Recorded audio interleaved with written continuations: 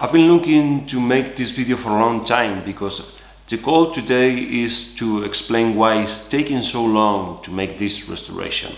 I'm going to do it using the framework of problem solving. There are a million of problems with this guitar, but let's focus just in one, shall we? This is not very easy to explain, so please stay with me. Most of classical acoustic or arctic guitars have a bow in the back. That bow can go from something very subtle, like in this one, to something very pronounced.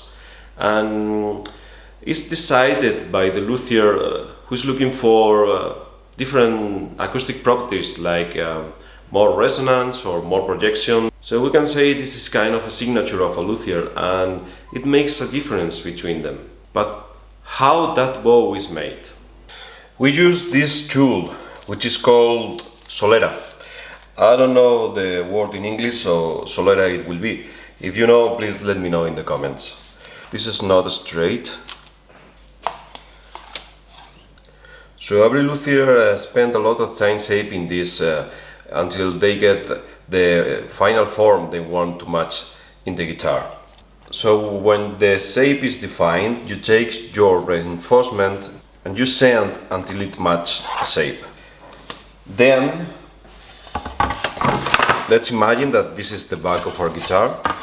You place the back over the solera. You apply glue both in the back and in the reinforcement. Press down and the bow is matched in the back. Then when the glue is dried, everything stays in place.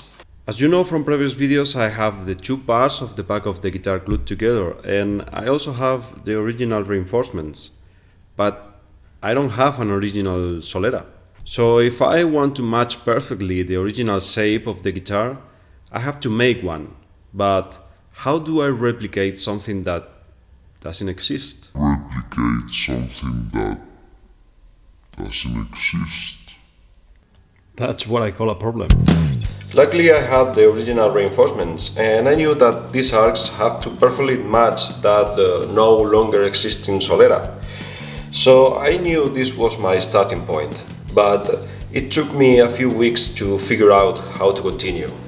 These marks here weren't made by me. These are original from Casasnova's hand.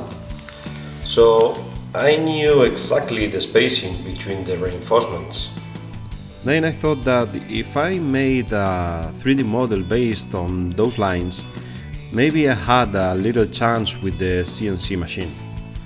So I scanned everything, including the shape of the back of the guitar. Then I moved that information into Fusion. Then it was a matter of translate the shape of the guitar first, then one line, the other one, and the third one. So with this I could make a surface, then extrude it, remove the part that should be hollow, and more or less there it is. It was kind of a weird shape because in the middle it goes a little bit up, and after giving a thoughtful thought I decided to leave it as it was, because at the end of the day it was the information that I had. And this was the final model. I know it seems very straightforward, but believe me that it wasn't. Once this was done, it was time to make it in the CNC machine.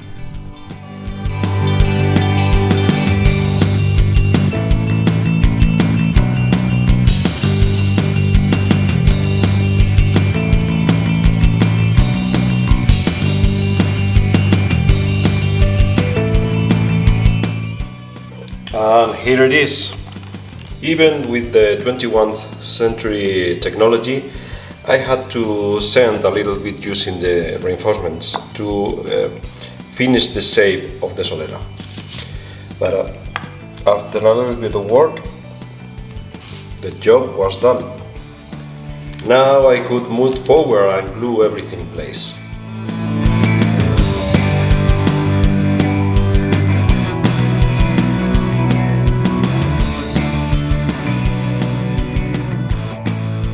The day I decided to glue everything in place, the back of the guitar was completely bent. It is very sensitive to the changes of humidity and temperature.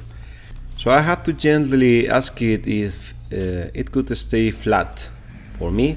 And yes, I ironed it like a pair of trousers, but nobody said that Luther is not dirty sometimes.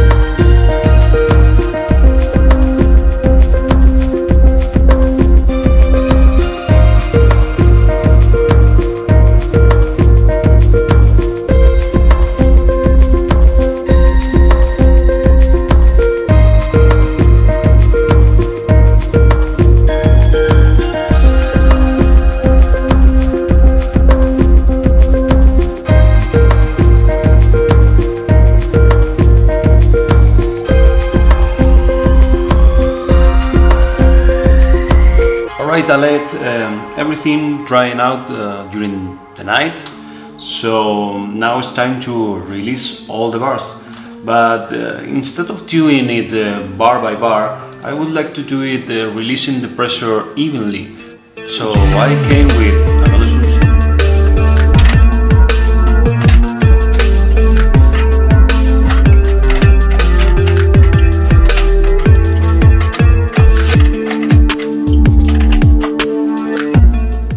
So far so good. This bar is going up.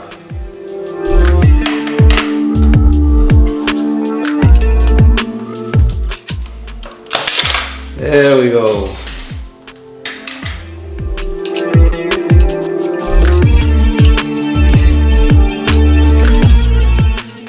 Okay, so this is the moment when something genius happened or something very stupid.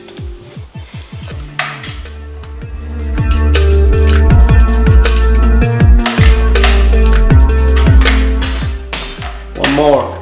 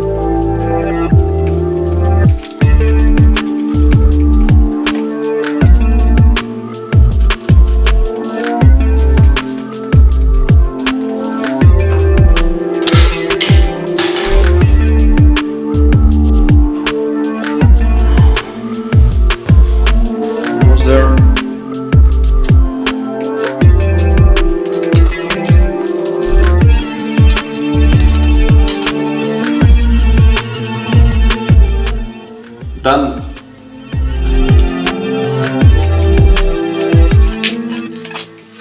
Take a look at this.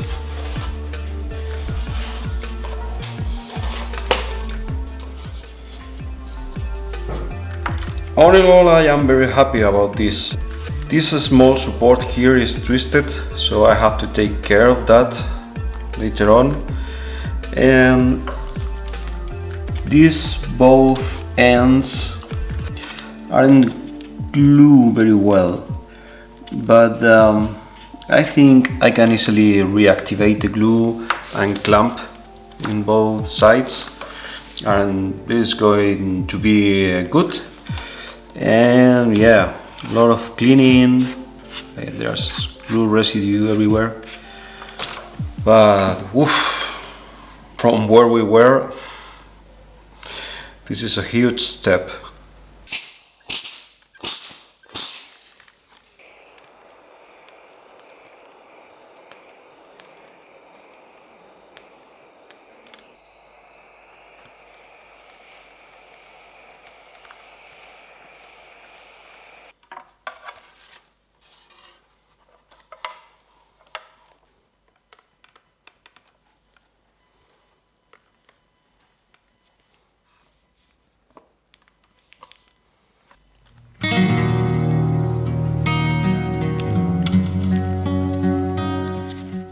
Then it was time to take care of the label.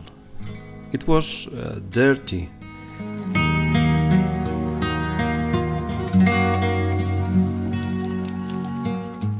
I think that somebody glued something over it, maybe from another restoration.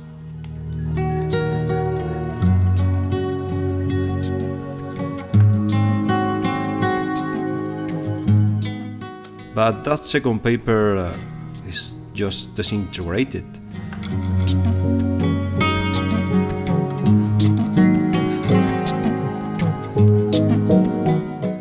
So I tried to carefully clean it.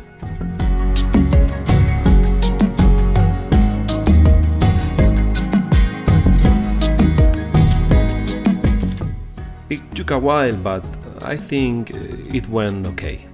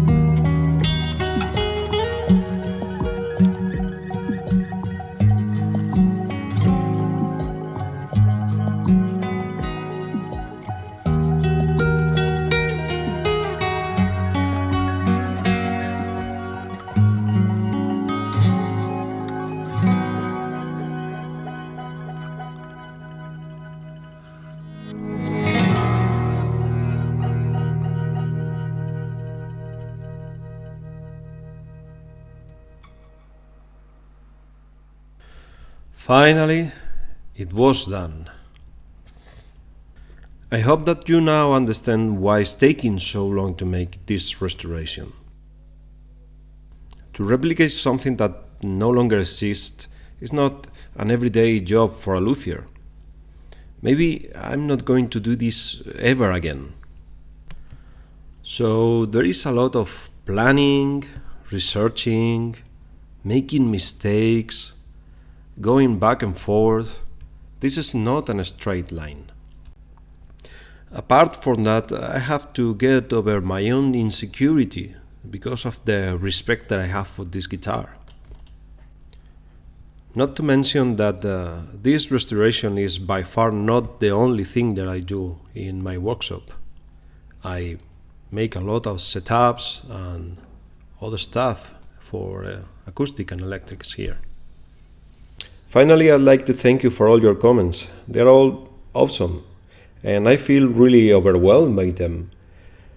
You are really helping me to continue telling this story. And even if this YouTube channel is still very small, you are helping to make it grow slowly but steady. So, once again, thank you and see you next time.